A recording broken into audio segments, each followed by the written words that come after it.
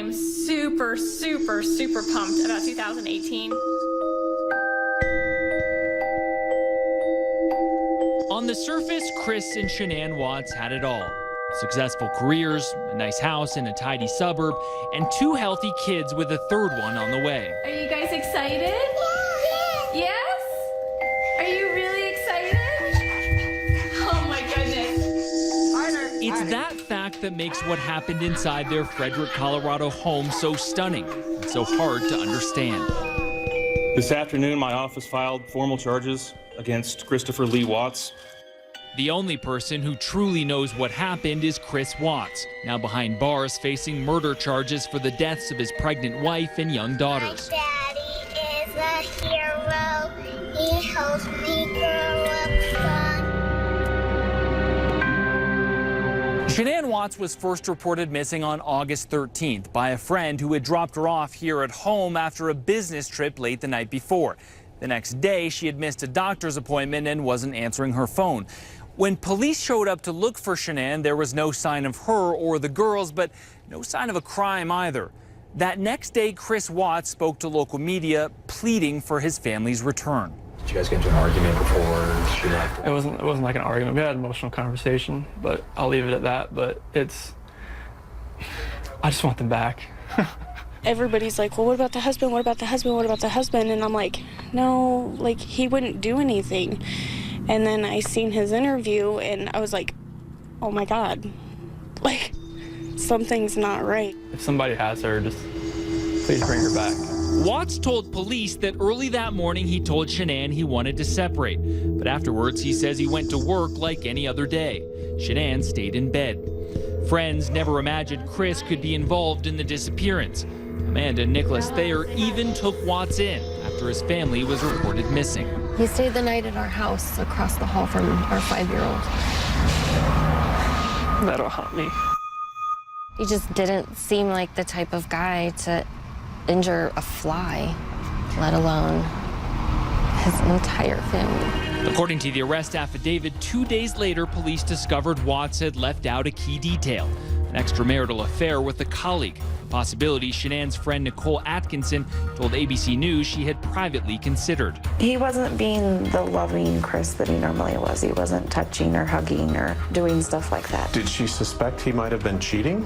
I think she entertained the idea, yes. She said that it came to her mind that possibly he could be cheating, but at the same time she was like, you know, he has no game. After the cheating revelation, Watts changed his story dramatically, telling police that after he told Shanann he wanted to separate, he went downstairs momentarily. When he came back up, he saw through a baby monitor in the bedroom his 4-year-old daughter Bella sprawled out on her bed in blue, and Shanann actively strangling Celeste, just 3 years old. Chris said he went into a rage and ultimately strangled Shanann to death, according to that police affidavit. They were always so happy and always so, I never thought he would do anything to her. Watts told police he loaded the 3 bodies into the back seat of his truck and drove 45 minutes to this secluded work site on a private ranch, accessible only by a maze of winding dirt roads. He dug a shallow grave for his wife and dumped the bodies of his daughters Bella and Celeste into an oil storage tank, where they sat for 4 days. The drone search spotted a bed sheet that matched a set found in Chris Watts' kitchen trash can. The hardest part about it all is when you're closer with the family, it's the why. The why gets bigger. We're dumbfounded. We don't get it. Lost.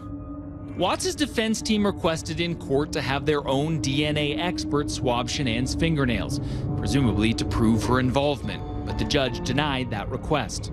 I can see how they would want to go down that road from an evidentiary standpoint. I think that it's going to be very difficult, though, if these children had been submerged in oil, that you would be able to recover anything that's usable from out of that environment.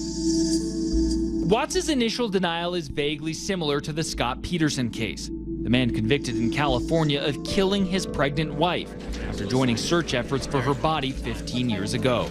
A detective who worked on that investigation says Watts' story doesn't add up. To think that a wife would kill her children after her husband said that he wants to leave is pretty far out. I could see her wanting to kill him, though.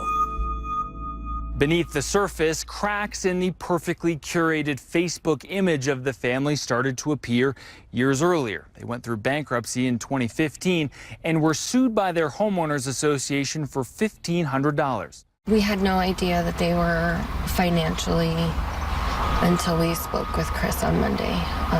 He mentioned putting that house up for sale. Watts has been fired from his job in the oil industry, but back in 2012, he may have had other aspirations. For one semester, he took classes at a North Carolina community college and posted this video of his apparent assignment, a presentation about relationship deterioration and repair. Always disclose your feelings. Don't keep things bottled up because it will later come back to bite you. And in conclusion, I can say that relationships are hard, but they're worth it in the end. Somehow, 6 years after lecturing about the value of relationships, Chris Watts sat emotionless in a courtroom in an orange jumpsuit, shackled at the hands and feet while a judge read the 9 felony charges against him for murdering his entire family, tampering with their bodies, and terminating his wife's pregnancy with the baby boy they had already named Nico. The minimum sentence that the court could impose if convicted is life imprisonment in the Colorado Department of Corrections, and the maximum death, the sentence is death. Do you understand?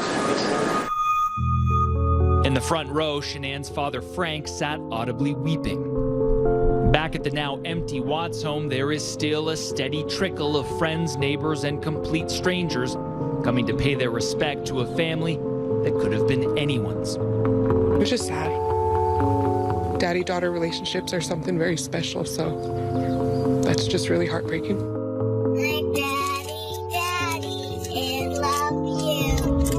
My daddy, I love you. Scott McLean, Frederick, Colorado.